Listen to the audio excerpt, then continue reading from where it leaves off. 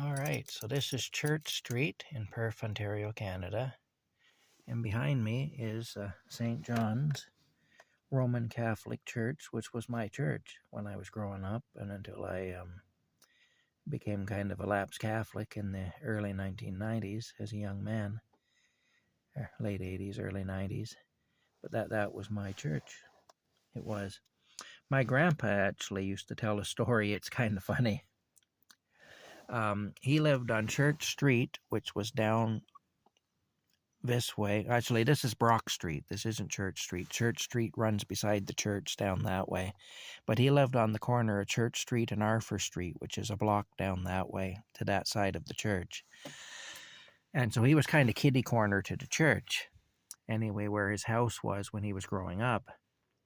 And I guess one of their aunts had come to stay, and so she was there to visit at the house at 18 Church Street. And they were having their dinner, and a bolt of lightning hit the church steeple, and he said it sounded like a bomb going off, and it shook the house. The house actually shook. And the aunt, I guess she got so frightened, it frightened her so badly, she passed out and fell out of her chair. She landed on the kitchen floor there beside the table. This was back in the 1920s. Anyway, they brought her around by dumping a bowl of soup in her face. Somebody threw a bowl of soup in her face, and that's what brought her back around. But yeah, that's the story anyway. Let me go up here. I want to get a picture of it. I do. It's quite the impressive building. Let me go up here and get a picture of it. While I'm in town anyway, I'm going to do all this stuff because I'm not going to be running that truck any more than I really have to with the issues that it has right now. Somebody's dog is in their house is saying hello to me. Oh, Merry Christmas. Somebody's still in the Christmas spirit, which is nice. Yeah.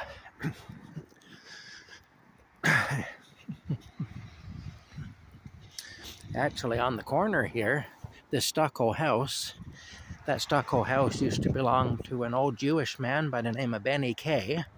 We all called him Benny K because he had one of those last names that had every letter of the alphabet in it at least 3 times, and nobody could pronounce it. But beside that, where that other building is there, the green building, that used to be Benny K's store. He had a surplus store, an army surplus store, and he also had a scrapyard beside the store. And I knew Benny K well. I really liked Benny K. I think everybody that knew Benny K really liked him. But he was an old Jewish man by the time I knew him anyway. Of course, he had been a young Jewish man prior to that, but anyway, by the time I was around, he was an older Jewish man. And really quite a wonderful person anyway. I always really enjoyed going into the store to see him, you know. Anyway, Benny K's wife was a survivor of the Holocaust. I remember one time I bought something in there and she was ringing it up and her sleeve kind of went up on her arm a bit and you could see the number tattooed on her wrist. And I remember she was quite embarrassed by that. You know, like she was really kind of mortified that I had seen that, you know. And ashamed of what had happened to her, you know. As far as I was concerned, she ought to be proud.